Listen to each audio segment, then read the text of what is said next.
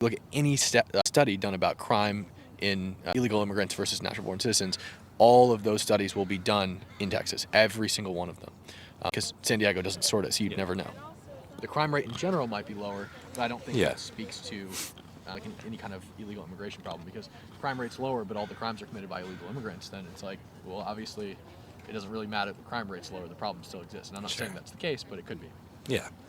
I mean, obviously, I don't have statistics on hand to try and dispute you on, like, Texas versus non-Texas undocumented immigrant danger. But I do appreciate the fact, and I do imagine that you're correct in saying that there's, especially in the most prominent border cities, a little bit of a higher crime rate. I think that's very unrepresentative of the large majority of people who are trying to immigrate into the country. And while those are instances that do need to be solved, I think that's to categorize everyone by using those specific instances is a little bit disrespectful to many people who are coming into this country, not to try and spit on our laws and codes, like you said, but to try and seek safety, really. And honestly, I don't see undocumented immigrants as much of a detriment to our nation as you think. I mean, obviously, the crimes are a slight problem.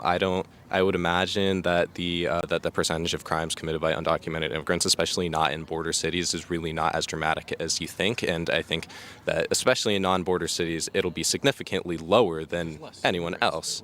Well, no, even by percentage, percentage of population versus crimes committed.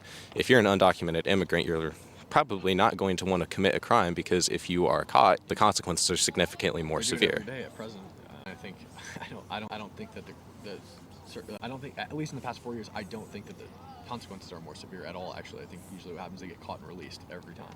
Commit a crime, they get released in less than 100 days every time.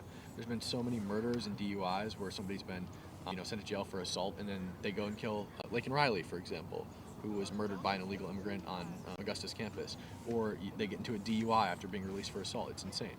Right.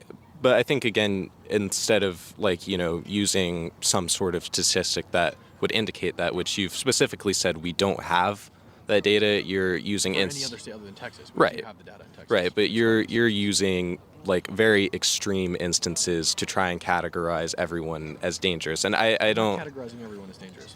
I don't think that's correct. I don't think I'm categorizing everyone as dangerous, and I acknowledge that all illegal immigrants are not dangerous, they're not bad people or whatever. But what I will say is, you said earlier, they're not necessarily coming in this country to disrespect our laws or to do whatever. They're just coming here for a better life or for safety or whatever, right?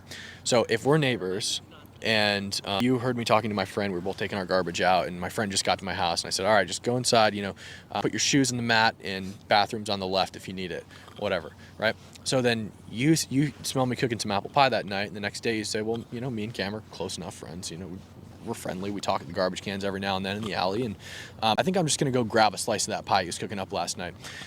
While you're inside my house, a storm breaks out. When you enter my house, you track mud through my house, you don't take your shoes off, and then you take a poop on my counter instead of using the bathroom on the left, right? You've now blatantly disrespected the rules of my house. You've blatantly disrespected me by pooping on my counter, and then you decide you're going to do the dishes. If you like these videos, like and subscribe, and if you want to create videos for yourself, try Opus Clip, link in bio.